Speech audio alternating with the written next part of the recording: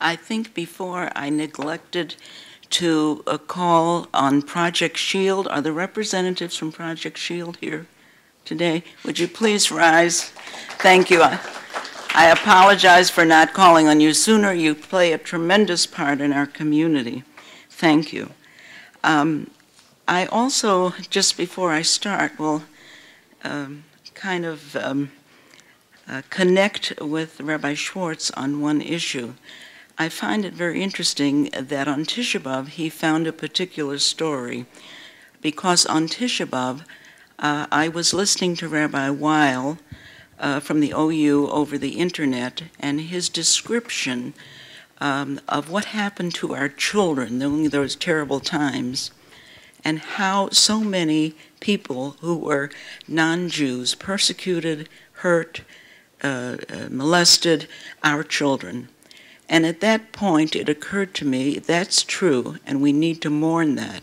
But what about our children today, where people from our own community are molesting our children? And I wrote a very short few lines to the board of the OU, and it wasn't a day before the OU responded, we want to join in this event. So both things we connected on Tisha B'Av. I want to remind you of an old story.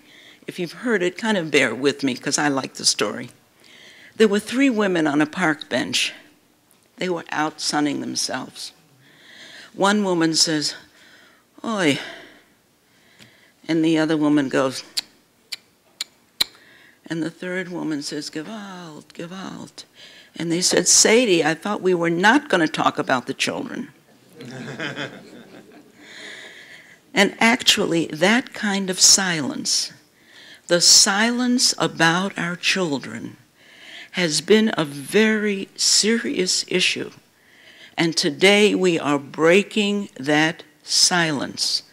The silence has kept us prisoners from protecting our children.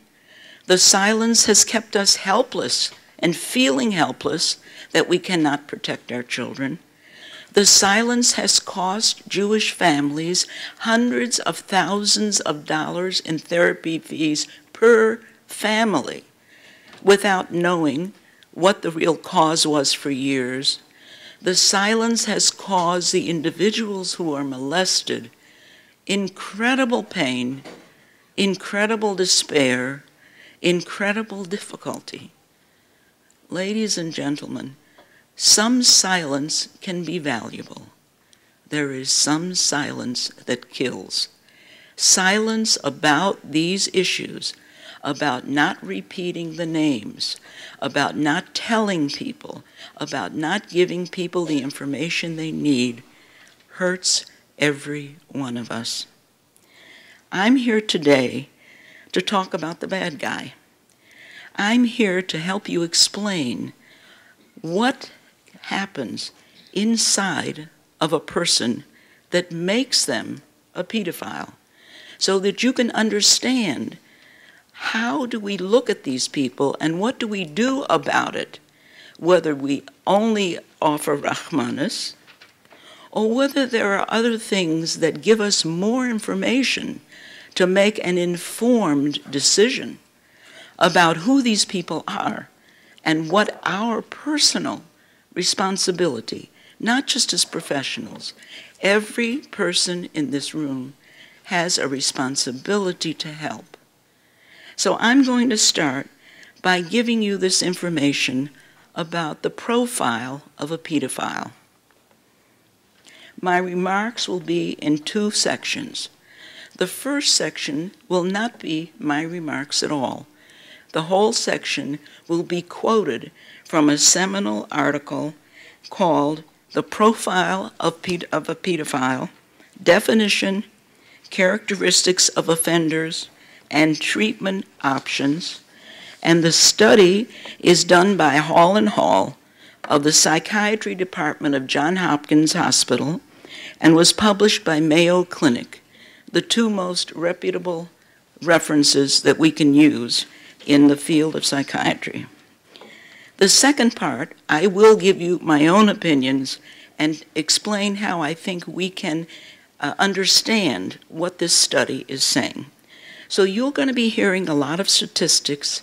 Some of them might be scary, but I think it's going to paint a picture for you of something that you've heard today, but not really understood in terms of the underlying issues.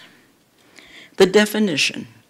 A pedophile is different from other sex offenders in that his fantasies, his sexual arousal, and he is stimulated by prepubescent children.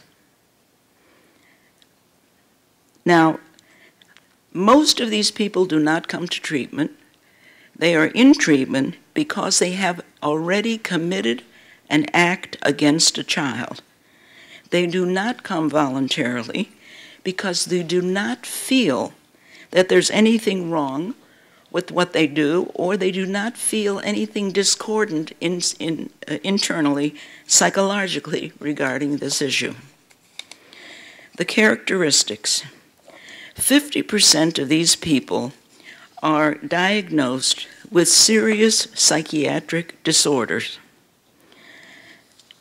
Pedophiles commit 10 times more crimes against children than any other sexual offenders.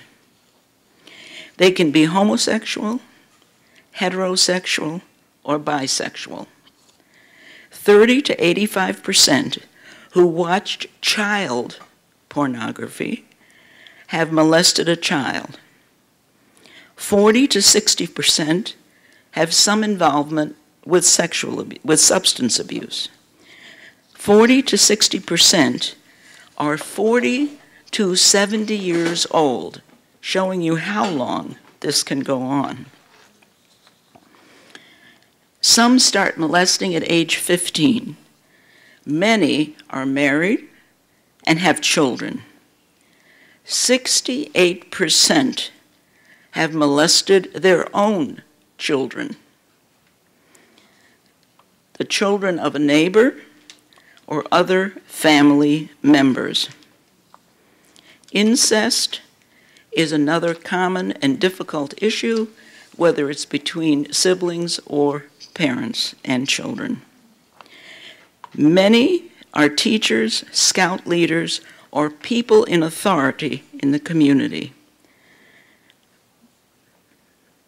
They place themselves where there's an opportunity to meet children, and they will groom the children, as you heard, to give the child a chance to build trust and an important relationship before they offend.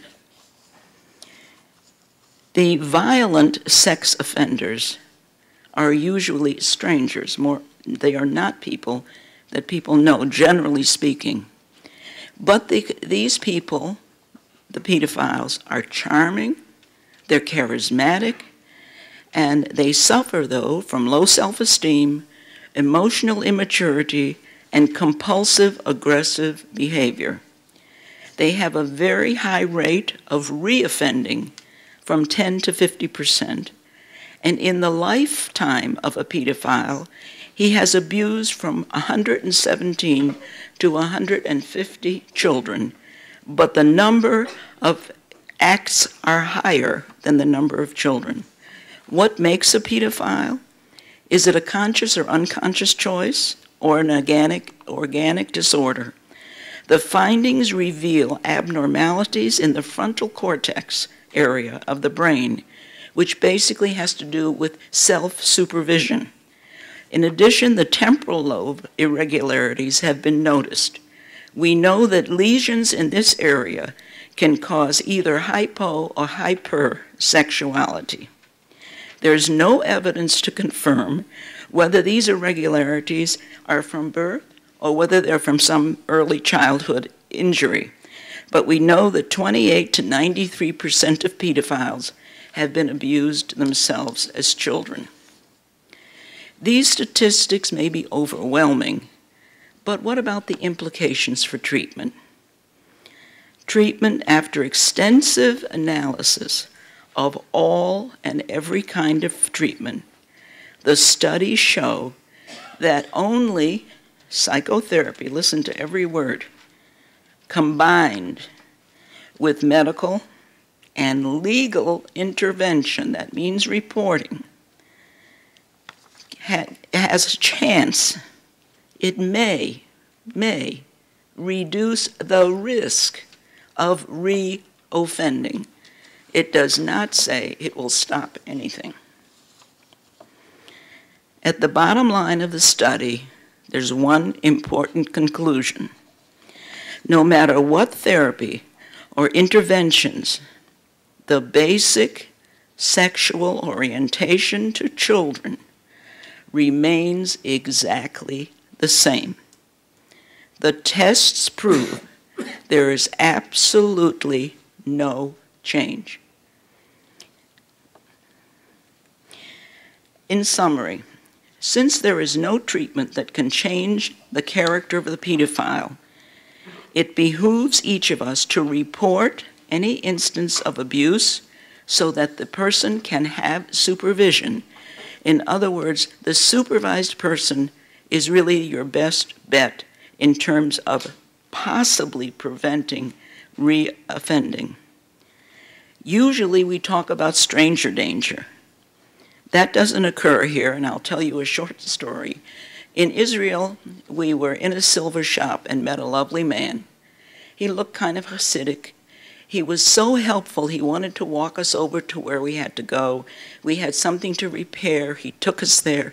He was charming, he was educated, and we had a very nice time with him. When he left us, I said, "What do you do instead of just taking strangers around in Israel?" He said he worked at Hebrew U. I said, "What's your name?" Mandarovitz. So the idea that these people are people with dirty trench coats and they're strangers to our community is not so. They look like us, they dress like us, they daven like us. They are people we know, and we have to be able to do something. That means making the names of the offenders public. It is not lashon hara if we know these people are going to harm someone. You can save lives by letting others know that someone you know can give them a name that this such a so is a dangerous offender. Understand that there has been management for the offenders, and that their organic problems probably means no real change. The community has already been active in these issues, and I think we've talked about Project Shield, the Awareness Center, etc. What many of you do not know is that there are a group of shomrim in most of the shuls in West Rogers Park who remain anonymous. These people know what to do. They watch out for the children in the shul, and we hope to continue that. If you notice any irregularities, please call Rabbi Soloveitchik, and that's another aid for our community. Thank you to the Jewish Board of Advocates, and especially to Mark Weiss and Penny Taub for their courage to speak out and break the silence and bring their message of hope to all of us. Thank you to our beloved and esteemed and erudite rabbis who guide us in troubled times. And please note that the Child Advocacy Center has materials at the back table, which I'd like you all to take home. It lets you know what to look for, excuse me, if you see signs in your children that seem a little rare. Thank you, and we'll continue with the program.